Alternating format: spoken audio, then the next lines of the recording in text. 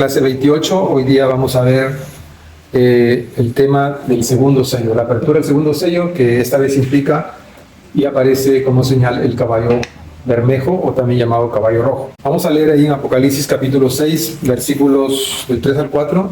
Cuando abrió el segundo sello, oí al segundo ser viviente, que decía, ven, en griego erko, que ya lo hemos estudiado antes, versículo 4, y salió otro caballo, bermejo, y al que lo montaba le fue dado poder de quitar de la tierra la paz, y que se matasen unos a otros. Y se le dio una gran espada. Esa es la cita que vamos a usar como base. Esta segunda orden es dada por el ser viviente que tiene aspecto de becerro. ¿Ya? Entonces recién aquí entra en escena ese segundo caballo. Ese segundo caballo realmente recién es un juicio, si quisiéramos llamarlo así, esas actividades permanentes que antes habíamos visto, ¿no? Volviendo a la cita, el que está dando la orden de que corra el caballo es un ser viviente. En Apocalipsis 4, vamos a leer Apocalipsis 4:7, dice lo siguiente, mire, vayan a Apocalipsis 4:7, dice, el primer ser viviente era semejante a un león. El segundo, obviamente, el segundo ser viviente, es Tácito, ahí el sustantivo, dice, era semejante a un becerro. O sea, si el primer caballo es enviado por un serafín con cara de león, representaba al propio Jesucristo, ahora el serafín que tiene cara de becerro está representando sangre. ¿Por qué? Porque el becerro en el Antiguo Testamento es el animal de sacrificio.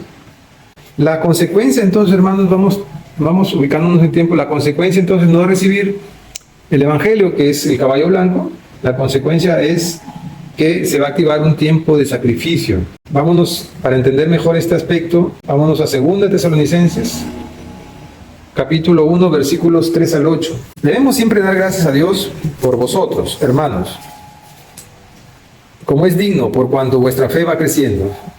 Eso es interesante resaltar, ¿no? Todos estamos creciendo. Desde el primer creyente que se convirtió con la predicación de Pedro lleno del Espíritu Santo, desde ese creyente hasta nosotros, todos estamos creciendo en fe. Dice, como es digno por cuanto vuestra fe va creciendo y el amor de todos, ya que el amor también va creciendo. De la noche a la mañana nosotros no sentimos amor por los demás ni por los hermanos de la iglesia. Es algo que va creciendo. Y cada uno de vosotros abunda para con los demás. Tanto que nosotros mismos nos gloriamos de vosotros en las iglesias de Dios por vuestra paciencia y fe. Hasta ahí todo está bonito.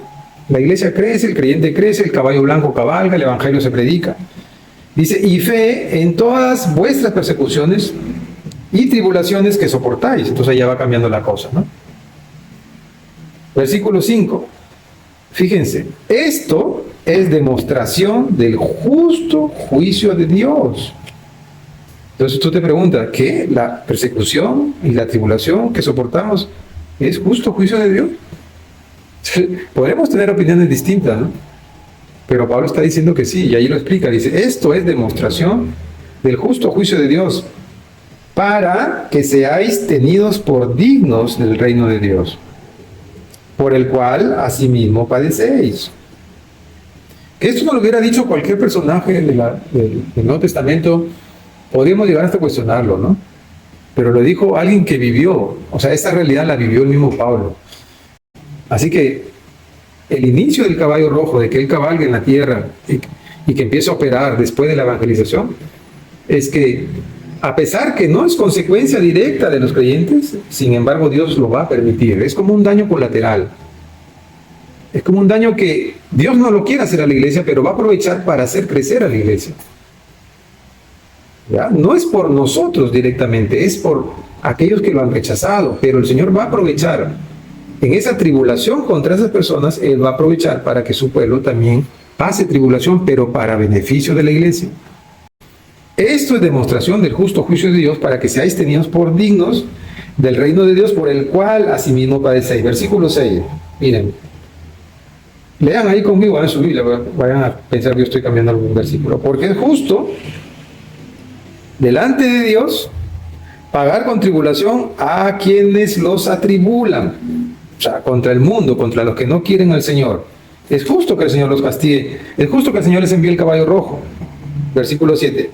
Y a nosotros, que sois atribulados, darnos reposo con nosotros cuando se manifieste el Señor Jesús desde el cielo con los ángeles, su poder en llama de fuego, fíjense en esa palabrita, para dar retribución a los que no conocieron a Dios ni obedecen al Evangelio de nuestro Señor Jesucristo. Entonces,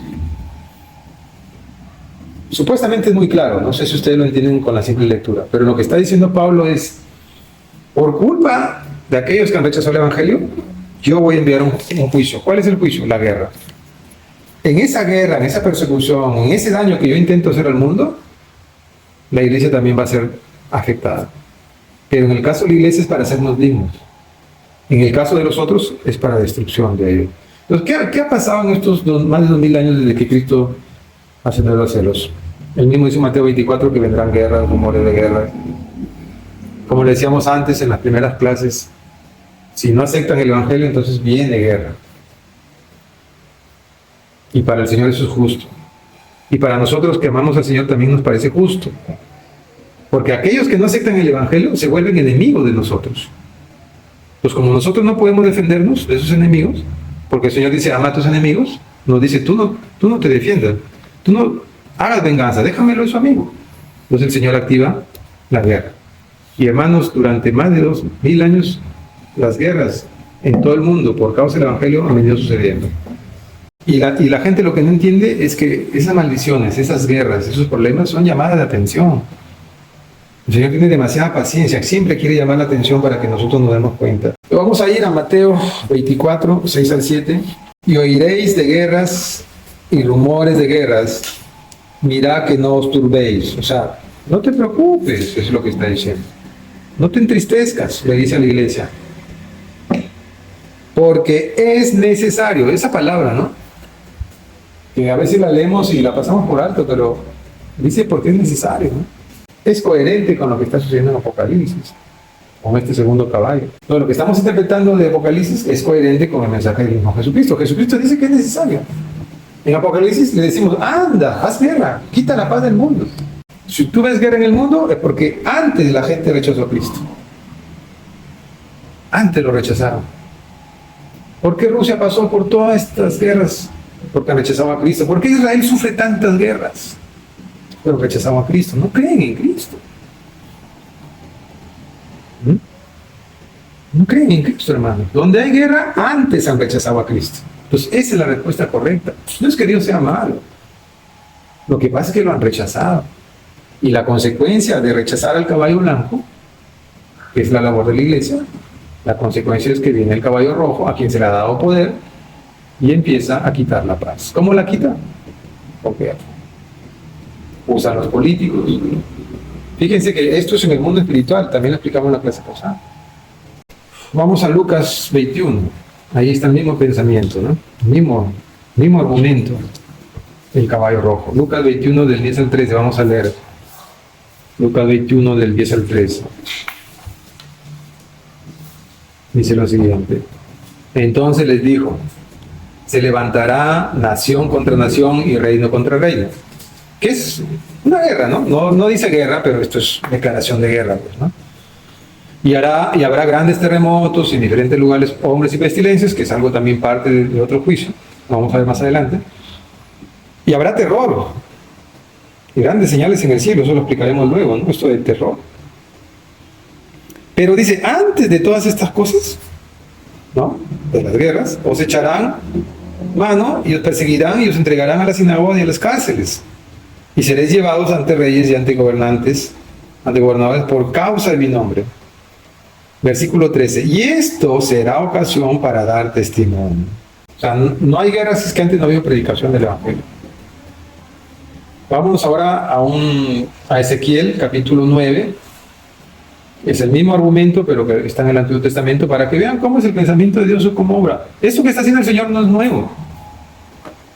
No es nuevo, ya lo ha hecho antes el Señor. Vayan ahí, Ezequiel 9, del 1. Primero vamos a leer del 1 al 4. Clamó en mis oídos con gran voz diciendo, los verdugos de la ciudad han llegado. Estos son seres espirituales, ¿ya? Porque el que está recibiendo la revelación es Ezequiel. Él ve a unos verdugos que llegan. Son seres espirituales, ¿no? ¿Cómo los vería? Porque los verdaderos verdugos llegaron después. que fueron Nabucodonosor con sus tropas. ¿Ya? Dice, y cada uno trae en su mano su instrumento para destruir, armas. Así lo está viendo en la visión que tiene Ezequiel. Dice, y he aquí que 6 varones venían del camino de la puerta de arriba, que mira hacia el norte, y cada uno traía en su mano su instrumento para destruir. ¿No? Son sus verdugos que venían a hacer juicio en ese tiempo contra la casa de Israel. Y fíjense ahora, dice, y entre ellos había un varón vestido de lino, distinto a los otros 6, vestido de forma diferente, que no es otra cosa que el hijo, y que no es otra cosa que la tipificación del caballo blanco. ¿A qué venía ese señor, ese personaje en el Antiguo Testamento? Él dice, el cual traía a su cintura un tintero de escribano. ¿Ya?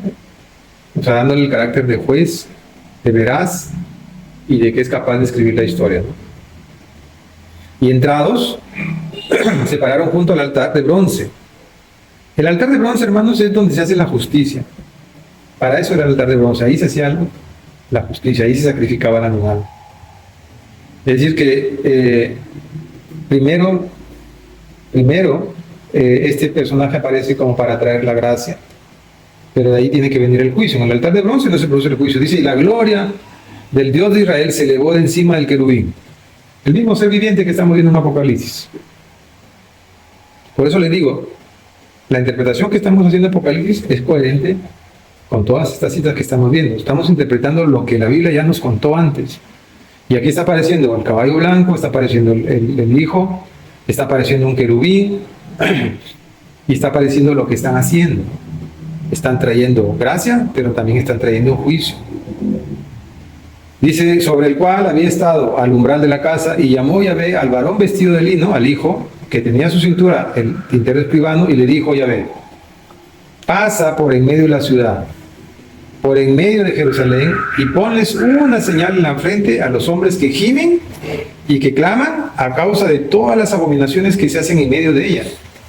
Esa marca, hermano, definitivamente es la predicación, la separación, la selección de aquellos que no están de acuerdo con el pecado que está pasando en Israel en ese tiempo. Y es lo que está tipificando lo que este Señor está haciendo ahora en estos tiempos. El Señor tiene iglesia, el Señor selecciona, el Señor marca, la marca del Espíritu Santo, la obra de la iglesia. El Señor está mirando lo que hace la iglesia. Y por eso siempre el primer trabajo que aparece es la evangelización. Y fíjense que después de que hace esto, que pone la marca, ¿no? Antes del juicio, ahora continúa en el versículo 5 de Ezequiel 9, dice, y a los otros dijo, oyéndolo yo, pasad por la ciudad, ¿no? A los verdugos, en pos de él, detrás del hijo, viene el hijo marcando, viene el hijo perdonando, viene el hijo predicando la salvación, y detrás de él, ¿qué dice? Vienen los verdugos. Y a los otros dijo, oyéndolo yo, pasad por la ciudad, en pos de él, y matar. Ahí está. Primero hay predicación, primero hay perdón, y el que no quiere, viene juicio. Dice, y matar. No perdone vuestro ojo, ni tengáis misericordia. Aquí está el caballo rojo, el juicio a su pueblo, ¿no? Versículo 6. Miren, ¿cómo es el juicio, no? La guerra. Matar a viejos, son los primeros que van a morir. A jóvenes y vírgenes, niños y mujeres. Las mujeres son las últimas que van a morir. Hasta que no quede ninguno. Pero todo aquel sobre el cual hubiere señal, no os acercaréis. Y comenzaréis por mi santuario. Miren, siempre el juicio empieza por casa. Comenzaron pues desde los varones ancianos que estaban delante del templo. Y les dijo, contaminad la casa y llenad los atrios de muertos. Salid, y salieron y mataron en la ciudad. Versículo 8. Aconteció que cuando ellos iban matando y quedé yo solo, miren, esa es la apreciación que tiene Ezequiel, ¿no? Él se siente que quedó solo en la visión. O sea, no, el Señor había marcado a algunos fieles, pero él se sentía solo ahí adentro. Tenía la impresión que nadie iba a quedar vivo. Entonces por eso exclama lo siguiente, me postré sobre mi rostro y clamé y dije, Señor Yahvé, ¿destruirás a todo el remanente de Israel derramando tu furor sobre Jerusalén? Le hace la pregunta al Señor. No, él está pidiendo una explicación. ¿Por qué, Señor, tienes que matar a tu pueblo? ¿Por qué tienes que traer matanzas si son tus hijos, no? Y versículo 9 le da la respuesta, me dijo, la maldad de la casa de Israel y de Judá es grande, sobremanera, pues la tierra está llena de sangre. Ahí está el becerro, ahí está el caballo rojo. Y la ciudad está llena de perversidad, porque han dicho, ha abandonado Yahvé la tierra y Yahvé no ve. Y eso, hermano, le puede pasar a la iglesia, le puede pasar al creyente. Por eso también es un arquetipo de lo que pasa en nuestros tiempos. No todas las iglesias, no todos los creyentes están involucrados en la obra del Señor, no están llevando una vida correcta.